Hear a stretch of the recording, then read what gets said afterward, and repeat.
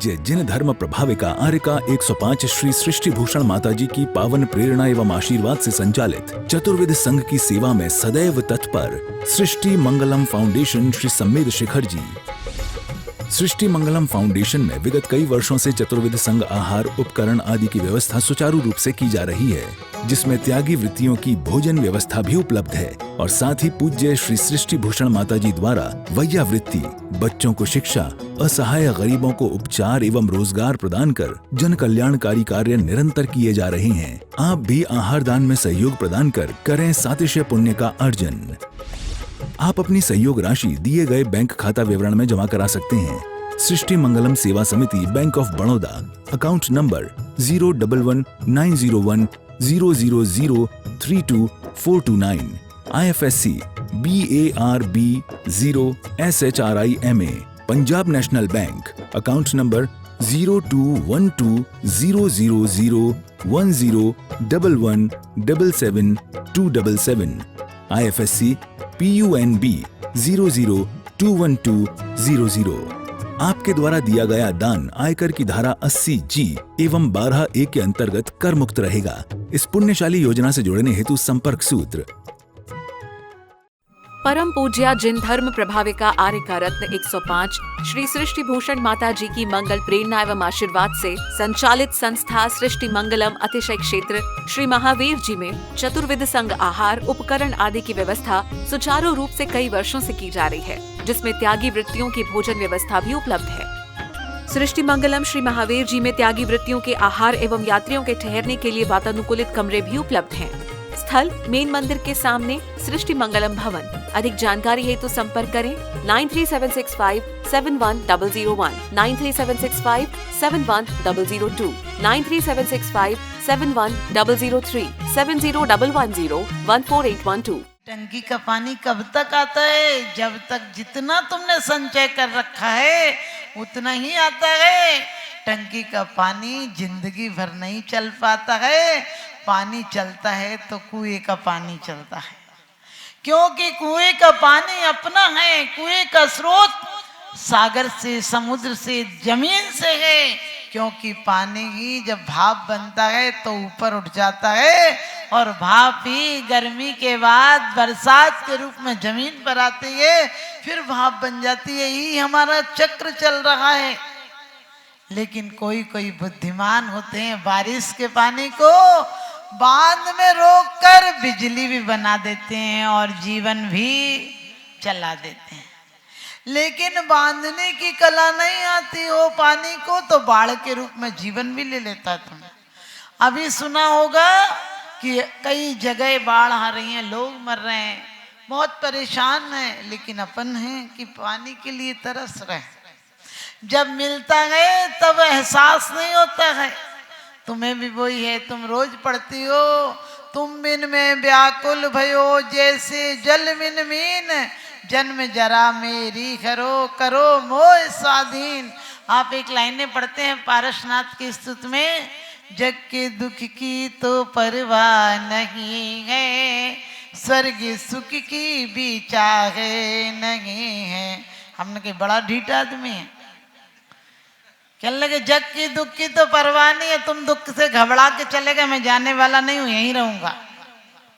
और स्वर्ग सुख की भी चाह नहीं है। लोमड़ी को अंगूर मिलना ही नहीं है तो पहले ही कह दो नहीं चाहे, क्योंकि स्वर्ग इन कामों से थोड़ी मिलते हैं जिन कामों को तुम कर रहे हो।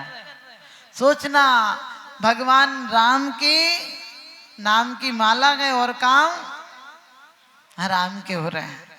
आप कहोगे माता जी हम तो कभी नहीं करते हैं। विचार करोगे तो पता चलेगा कि काम क्या कर रहे हो। जीवन में परमात्मा जुबान पर है और जीवन में काम वासना अंतरंग में है।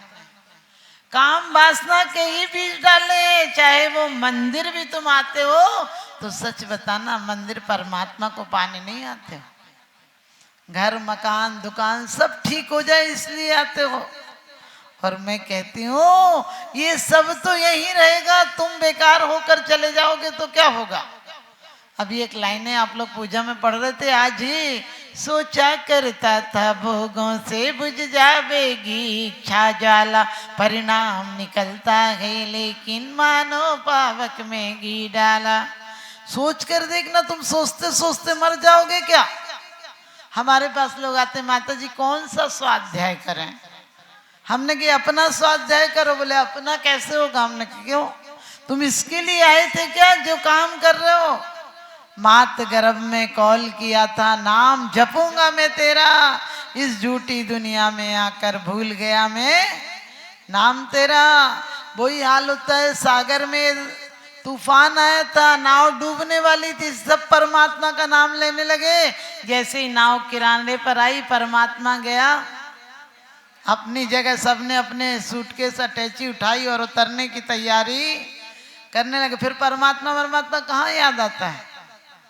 जब मरने का समय आता है तो लोग कहते भगवान का नाम सुना दो। हमने कहा अब सुनना ही बंद हो गया, आपका सुनाई पड़ेगा। बोले इन्हें भगवान की शांति धारा दिखा दो। हमने कहा जीवन भर शांति में रहे होते, धारा बहाई होती तो अंतिम की शांति धारा इनके काम आ जाती। इनका जीवन भर शांत नहीं रहा। जीवन भर हुकूमत की तरह, तानाशाही की तरह बंदूक ताने रहे। जुबान से तानो या हाथ से तानो बराबर होती है। आप लोग विचार करके देखना, जो बात अच्छे से कह सकते हो वो भी तुम नाराजी से कहते हो। तुम्हारी शान घट गई होती कि रुतबा घट गया होता, जो गुस्से में कहा तुमने वही हंसकर कहा होता। काणे से काणा कहो तो जो है वो रूठ, धीरे धीरे पूछ लो भैया कैसे गई थी फूट। हम लोग कहते हैं कि भगवान अप्रिय कटुक कठोर शब्द नहीं कोई मुख से कहा करे। कोई तुम्हें जरा सी टेढ़ी नजर से तो देख ले तो कहने लगे अब आगे तो आ जाएगी तो मैं तो बोलूं नहीं, मेरे को क्या पड़ी।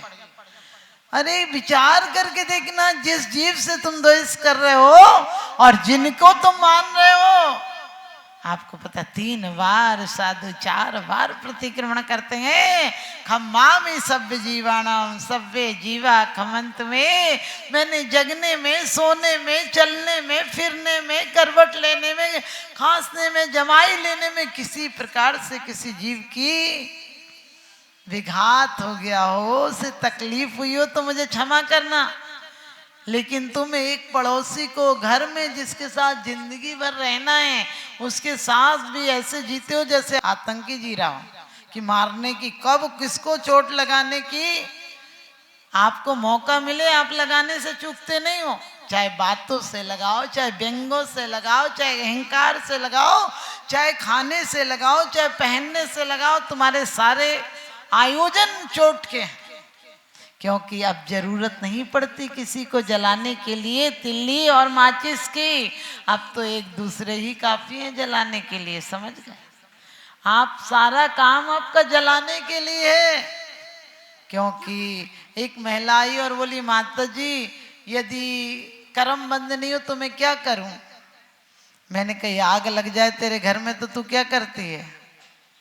तो कहने लगी पानी लगा के बुझाएंगे। तो मैंने कहा यहाँ काय को बैठ पूछ रही है कि कैसे कर्म बंद नहीं हो रहे। ये सोच लो कि मेरे मन से, वचन से, काया से, कृत से, कार्य से, अनुमोदना से भी क्या हो, किसी को कष्ट नहीं हो।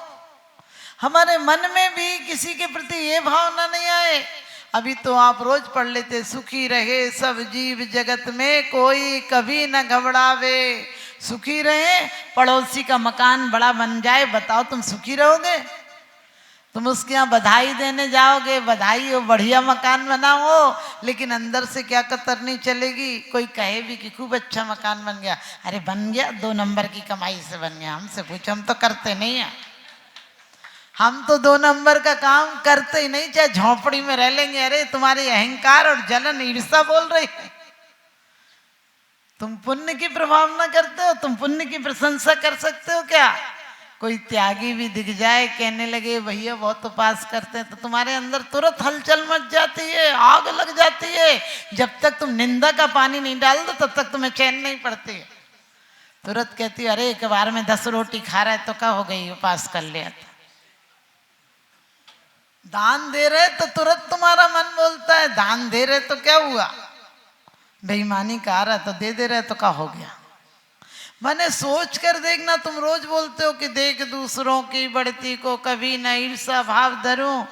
आप किसी के घर की प्रशंसा देखकर लोग कहते हैं सम्यक दृष्टि, हमने कही सच बताना, अपनी हालत देखना, अपनी जीवन की डायरी के पन्ने पलटना कि जमाई चाहता हो तो क्या भाव होता है। जमाई तुम्हारी बेटी को खूब चाहता हो तो कहने लगे हमारी बेटी ने मोती दान किए होंगे, पुण्य किया होगा। जमाई क्या है, लाखों में एक है।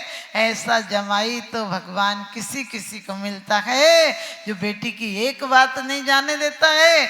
और बेटा बहू को चाहने लगे तो आग लग जाती है। कहने लगी क्या पता इसके मायके में कुछ होता होगा, करा फरा दिया होगा, जब से आई है तब से मुट्ठी में कर रखा है। अरे वो बाजार से थोड़ी आई है, तुम लेकर आए थे। और यदि बेटे का दाम्पत्य जीवन खुशी है तो तुम खुशी मनाओ। आप लोग बोलते क्या करें, सामने वाला खराब है। हमने कहा तुम अपने आभा मंडल को बदलो, तुम अपने आभा मंडल को बदलो, सामने वाला बदल जाएगा। तुम कैसे सम्यक दृष्टि जीवो। आपको पता है बेटी हंसती हो, लड़ाई करती हो तो भी कोई कह ले कि क्यों तुम्हारी बेटी लड़ती है, बोले नहीं नहीं हंसने की तेज आवाज आती है बाहर, आती है ना। यदि अपनी बेटी मोटी हो जाए और कोई पूछे कि अच्छी लगने लगी तुम्हारी बेटी, कहने लगी काई की अच्छी लगने लगी, बादी चढ़ गई उसको तो। और बहू यदि बादी भी चढ़ जाए और कहने लगे लग रहा है सूजन आने लगी, कहने लगी काई की सूजन आने लगी, खा खा के मोटी हो गई। सच बताना ये सब जीवन में तुम्हारे है कि नहीं, तुम्हारी समान दृष्टि है क्या। जो पर पीड़ा को अपना कर नयन का नीर बनते हैं, कुछ ही हैं जो द्रौपदी के बदन का चीर बनते हैं। जहां को जीत करके तुम सिकंदर बन तो जाओगे, जो खुद को जीत लेते हैं वही महावीर बनते हैं। जो खुद को जीत लेते हैं वही महावीर बनते हैं। एक ही धर्म की शुरुआत है कि वास्तव में जो तुम पढ़ते हो तो इतना अच्छा हो, सुख में होकर मग्न न फूलें, दुख में कभी न घबरावे, बैर पाप अभिमान छोड़ जग नित्य नए मंगल गावे। सच बताना, सुबह से अखबार में फिर क्या देखते हो, अखबार में क्या देखते हो, कोई प्रवचन सुनते हो क्या माता जी महाराज जी का।